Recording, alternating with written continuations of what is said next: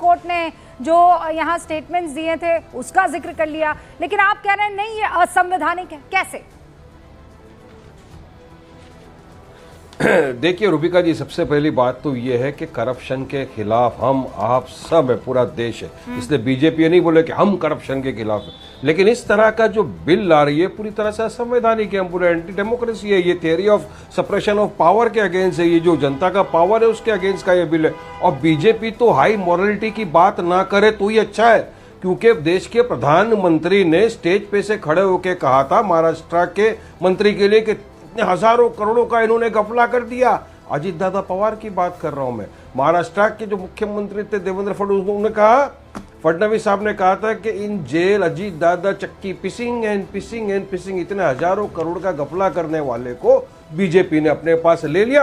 और इतना ही नहीं, अभी तो डिप्टी सीएम बने महाराष्ट्र के, साथ में है वो। तो इसलिए ये हाई मोरालिटी की बात बीजेपी के मुंह से जरा भी शोभा नहीं देती। अब क्यों हम लोग मुखालिफत कर रहे हैं बिल की, रूबिका जी भी जानना बहुत जरूरी है। क्योंकि इस बिल के जरिए अगर आप किसी को, इंसान को, कोई मिनिस्टर को, मंत्री को 30 दिन अगर जेल में रख देते हो तो 31वें दिन वो गया। अब सीबीआई, ईडी, पुलिस किसके अंडर में रहता है? सेंट्रल गवर्नमेंट के। वो इंडिपेंडेंट तो है ही नहीं, वो लोग तो इंडिपेंडेंट नहीं है। वो अगर किसी को समझो बीएनएसएस के कानून के जरिए या यूएपी के कानून के जरिए अगर किसी को इन्होंने अरेस्ट कर लिया और वो बेचारा 30 दिन से ज्यादा अंदर रह गया तो गया, क्योंकि कानून क्या बोलता है, गौरव भाटिया वकील है, उनको पता है, a man is presumed to be innocent unless and until proven guilty by the court of law.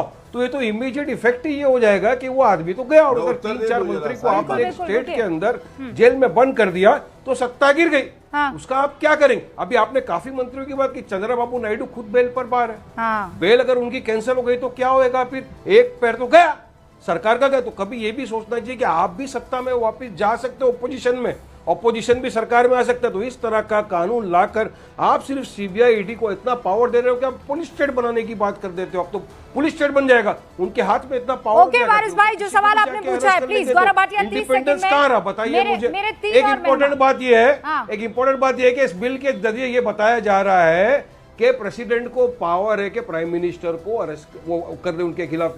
कैसा करेंगे? चलिए, जब आर्टिकल 74 गौरव भाटिया ने पढ़ा है संविधान का, उसमें है कि काउंसिल ऑफ मिनिस्टर्स एड और एडवाइस करेगा प्रेसिडेंट को कि वो प्रधानमंत्री के खिलाफ एक्शन है, तो किस तरह से प्रधानमंत्री के खिलाफ एक्शन लिया जाएगा। तो कुछ नहीं होना है। बहरहाल अभी जो जेपीसी के अंदर है, हमारे पार्टी प्रेसिडेंट ने आज भी कहा, अगर स्पीकर हमको इजाजत देगा तो हम भी उसका हिस्सा बनेंगे। गौरव भाटिया 30 सेकंड में जवाब दीजिए। एंटी डेमोक्रेसी बिल है। ओके।